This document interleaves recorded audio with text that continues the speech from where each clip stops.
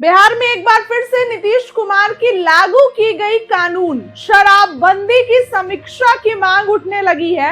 नेताओं के बयान से हड़कंप भी मच गया है। तो सवाल उठ रहा है कि क्या बिहार में एक बार फिर शराबबंदी खत्म होगी? बिहार में इस कानून को लागू किया जाएगा।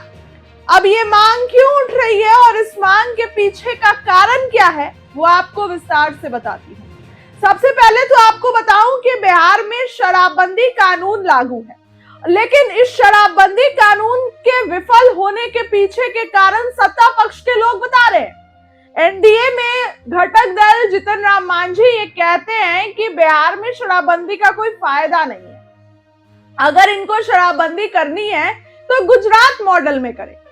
हमेशा जीतन राम मांझी शराबबंदी के खिलाफ सवाल उठाते हैं और एक बार फिर से उन्होंने उठाया।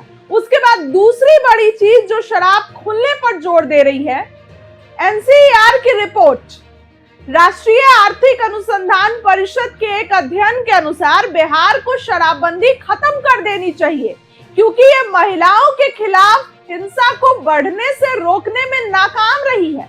इसके अलावा ऐसे संकेत मिले हैं कि राज्य के वैध शराब की जगह नशीली दवाओं का और अवैध शराब का सेवन बढ़ गया है। साल 2016 में तब के सीएम नीतीश कुमार के आदेश पर राज्य में पूर्ण शराबबंदी कानून लागू किया गया था।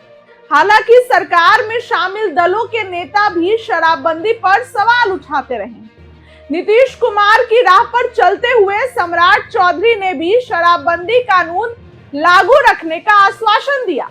बिहार के विकास की उपलब्धियों का व्यापक परिप्रेक्ष्य, अधूरा एजेंडा और आगे की राह शीर्षक वाले इस शोध पत्र में कहा गया है कि शराब उत्पाद शुल्क को फिर से लागू करने से राज्य के अपने राजस्व में 14% की वृद्धि होगी और प्रवर्तन तथा तस्करी रोधी अभियानों पर होने वाली खर्च में कमी आएगी।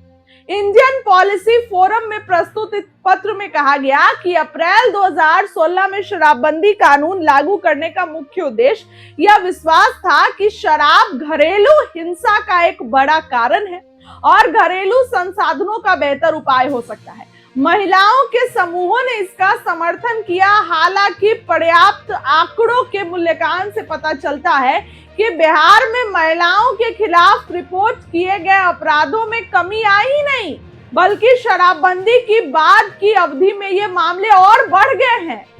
अध्ययन पत्र ने बिहार के विकास के लिए 6 प्राथमिकता वाले क्षेत्रों की पहचान की है। इसमें शिक्षा, स्वास्थ्य, शासन व कानून व्यवस्था, बाढ़ नियंत्रण, निजी क्षेत्र का विकास और महिला सशक्तिकरण शामिल है।